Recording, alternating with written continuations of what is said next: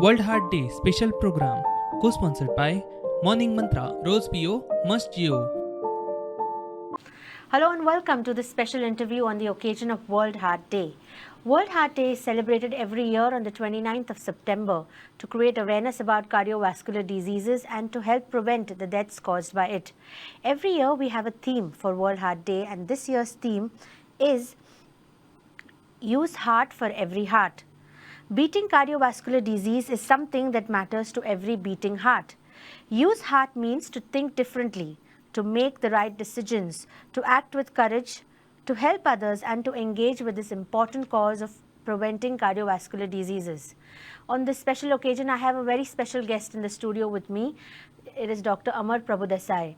Dr. Amar Prabhudesai has done his MBBS in the year 2000 at Goa Medical College and went on to do his MD in medicine in 2004. He went on to do his DM Cardiology in 2010 at St. John's Medical College. Currently, Dr. Amar is the Associate Professor at Department of Cardiology at the Goa Medical College. Welcome to the show, Dr. Amar. Thank you. So, sir, before we speak about cardiovascular diseases, would you like to enlighten our viewers what exactly is the function of the heart and the cardiovascular system in the human body? Right. Now, heart, as you know, is the most important organ in the body. Right. And I'm not just saying this because I'm a cardiologist. Yes. Okay. But we know the heart stops, that you are no more. Absolutely. So it's the difference between life and death. Yeah. So every other organ requires nutrients. Yes. And these nutrients reach the organ through the blood supply. Yes. And what maintains the blood supply is the heart. It's the heart. Now, heart, as you know, has four chambers in the human heart. Two receiving chambers, which are the upper chambers, and two pumping chambers, which are the lower chambers. Yeah. And then these lead on to the aorta and the pulmonary artery. Right. So what happens is that the impure blood comes onto the right receiving chamber, which is the upper chamber of the heart, moves on to the right pumping chamber, and then goes into the lungs for purification. From here, it comes to the left upper chamber, which is the receiving chamber, goes to the left lower chamber, which is the pumping chamber, and then the blood is pumped into the rest of the body. Right. So, like I said, heart is a very, very vital organ, and that's the reason probably why the theme this year is use heart for every other heart. Yes. Because we are in fact moving outside the realm of even medical science.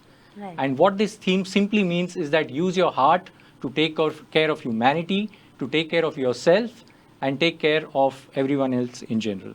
Yeah. So I think the heart is pretty much like clockwork. Something goes wrong somewhere and, it can create a problem for the person. Absolutely. So what are the different cardiovascular diseases that can affect a person?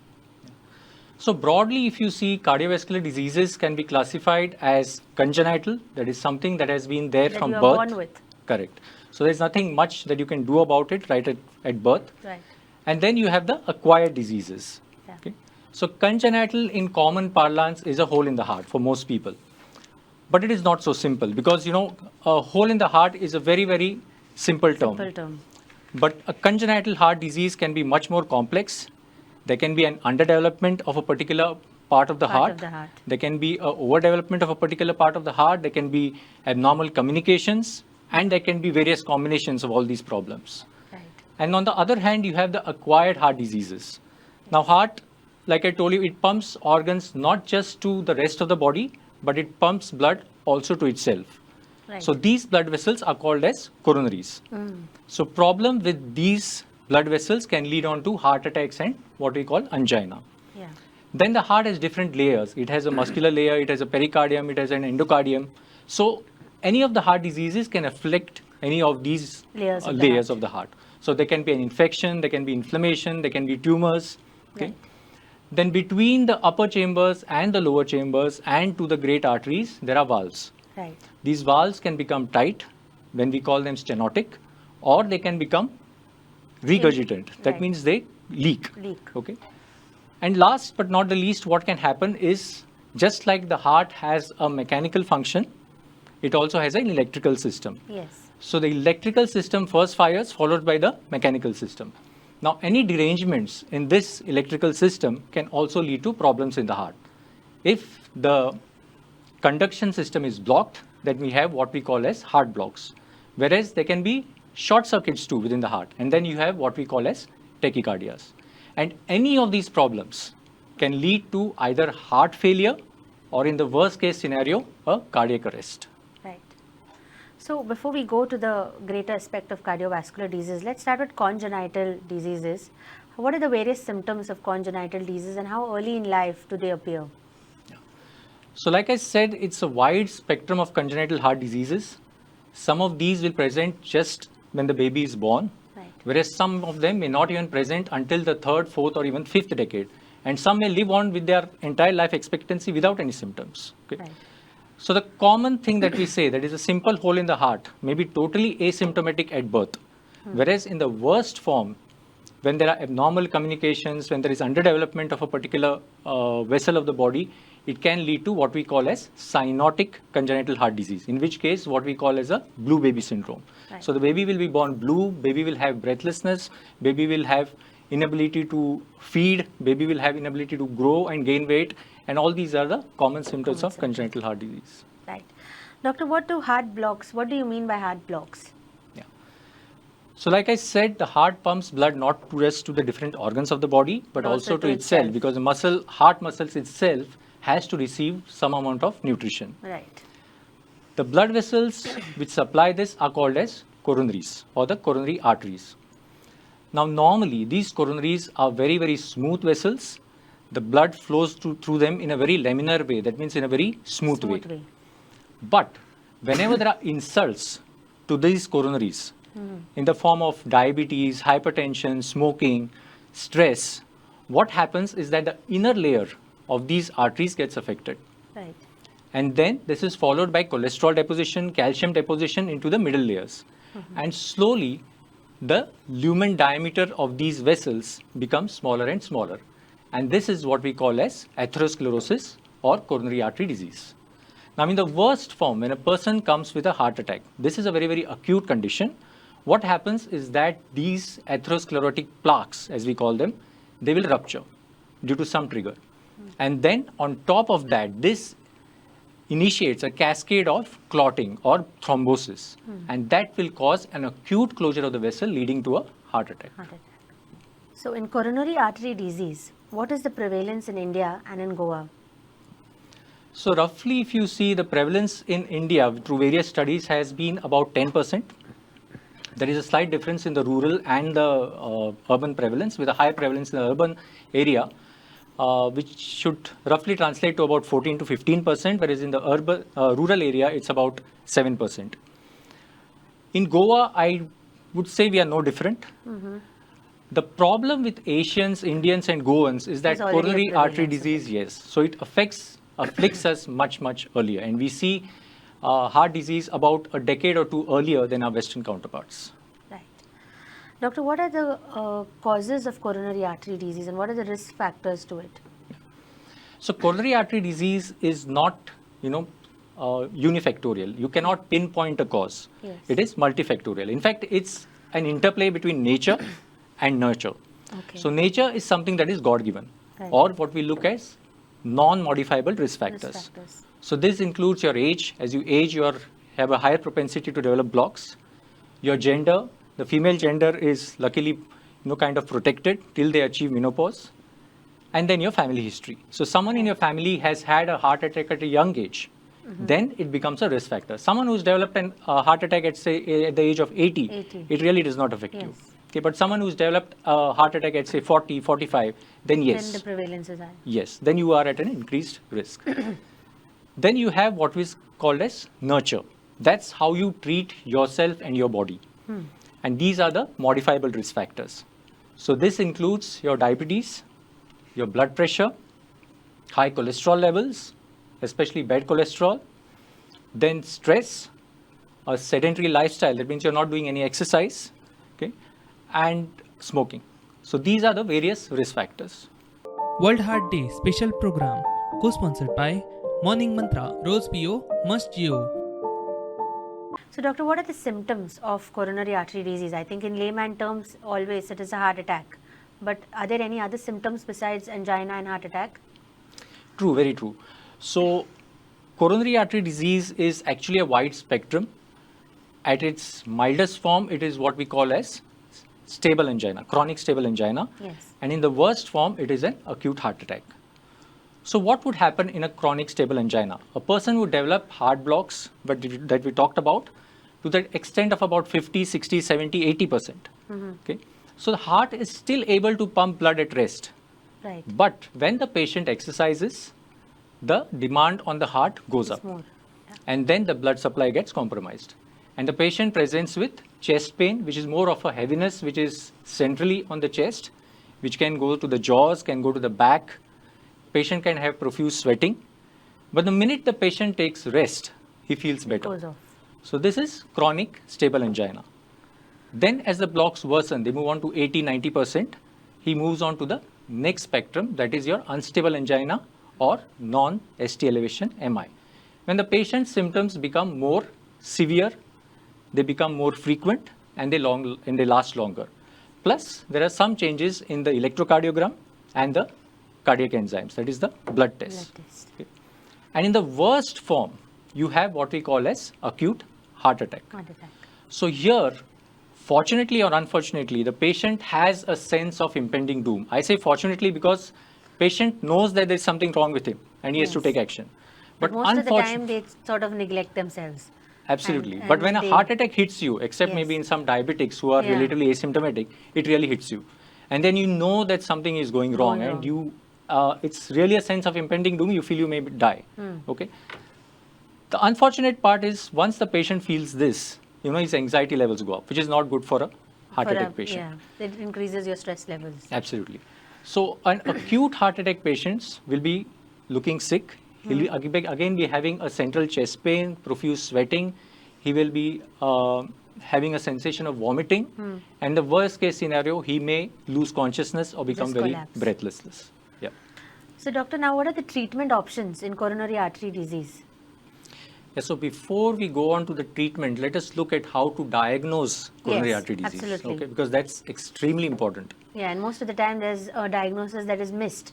I mean, people think that it is acidity, it is just, you know, some kind of normal muscular pain, and they neglect themselves coming to the doctor. Sometimes they end up coming a little late. Correct. And sometimes a little late is too late. Is too late. Yeah, right. So what are the ways you can diagnose coronary artery disease? First is, of course, your typical symptoms that we just talked about. Yes. Okay. Then there are certain simple tests that can be done, like an electrocardiogram, okay, ECG, which is basically a graphical record of the heart's electrical activity. And that can give us a clue as to whether there are blocks in the heart. Right. Next, you have cardiac enzymes, which are blood tests, okay, your troponin, CKMB, which again tell us whether, you know, the heart is suffering some amount of damage or not. Yeah. Okay. If all these are normal, and the pain that the patient is having is not very, very typical, that means you still have a doubt. Yeah. Then there are certain other tests which you can do to corroborate, to rule in or rule out coronary artery disease. Right, like a stress test. Absolutely. So the commonest test that we do is a stress test or the treadmill stress test. There are various other kinds of stress tests, but a treadmill stress test is a very, very good screening test. In this, what we do is we make the patient walk on a treadmill and at the same time record his electrocardiogram. So we look at his symptoms, we look at his BP response, we look at his ECG, and then decide whether the patient needs an angiography or not. Yeah. And angiography is something invasive. Yes. So wherein we put in dye, okay, and then look whether there are any blocks. Yeah. Having said that angiography is invasive, today we also have an upcoming modality, that is CT coronary angiography, Yes. which is also a very good test, a non-invasive test to find out whether there are blocks or not. Okay. In addition to these, there are certain other special tests like myocardial perfusion imaging, when we use nuclear imaging to find out there are blocks or not. MRI very rarely, but these are the main gamut of tests that we use. That we do. And most commonly being angiography. Correct. So then the next step is an angioplasty, or what is the mode of treatment? Not really. So again, it would depend upon the patient's symptoms and how bad or good these tests are. Right. So if you have a patient who is having a chronic stable angina with an okay looking test, not too bad, then some of these patients we do manage medically. Because over a long term, there are studies that have shown that medical management is much better. Better or as good as angiography or angioplasty. Right. But then we look at the patient as a whole. So we look at his symptoms, we look at his ECG, we look at his blood tests, and we look at the level of stress test positivity and an echocardiogram.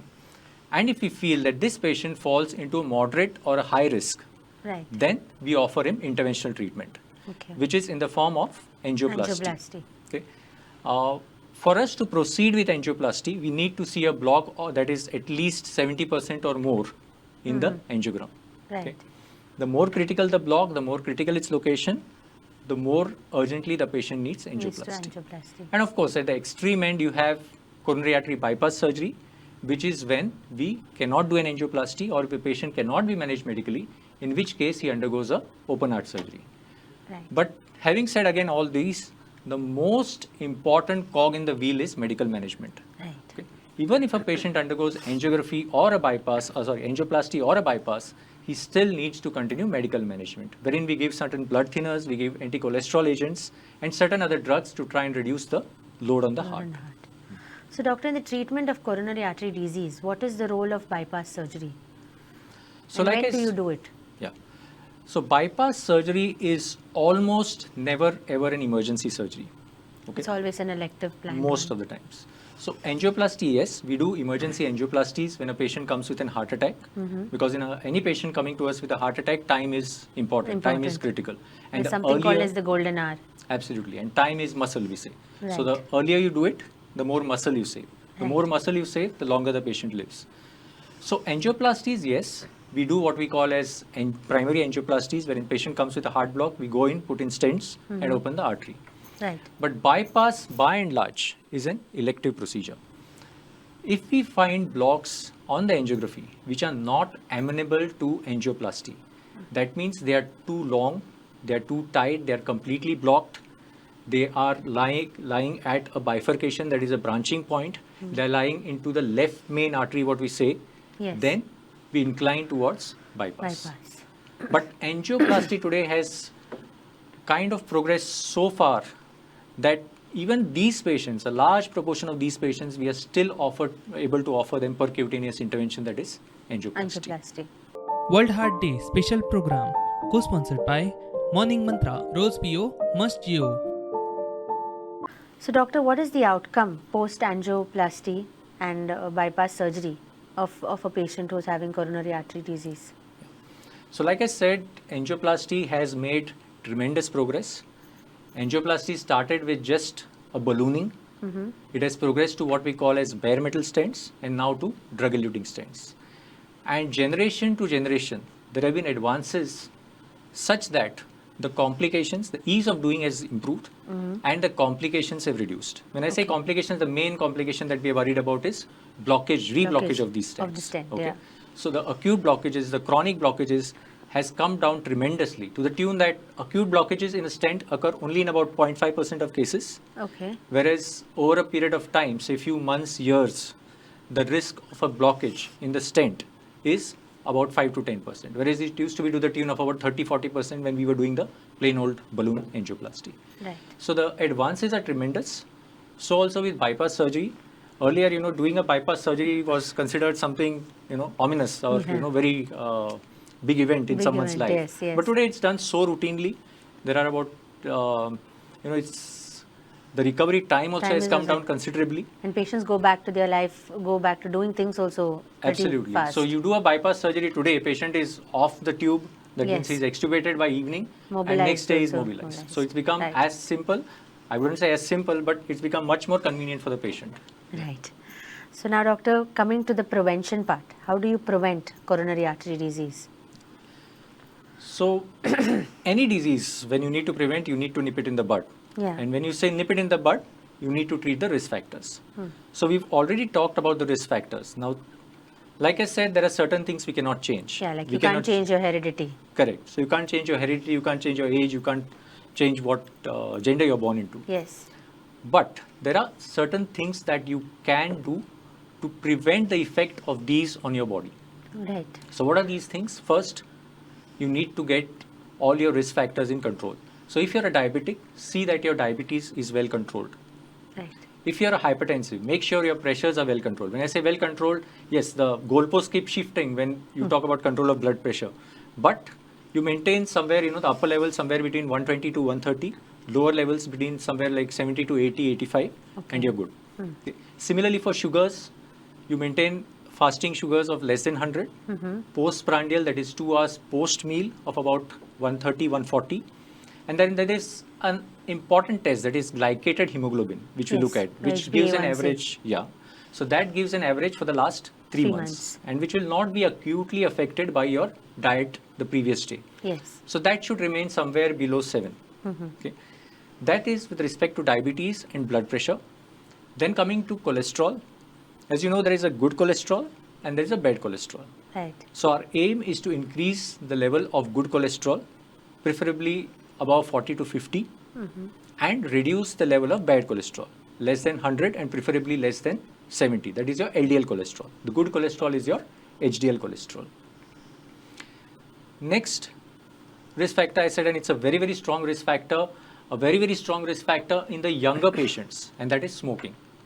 Right. And the only way, there is no way to control it, you have to quit. Okay, there is nothing like you come down from 10 cigarettes, 20 cigarettes to 1 cigarette or 2 cigarettes per day. It's going to make a difference to you. You have to quit smoking.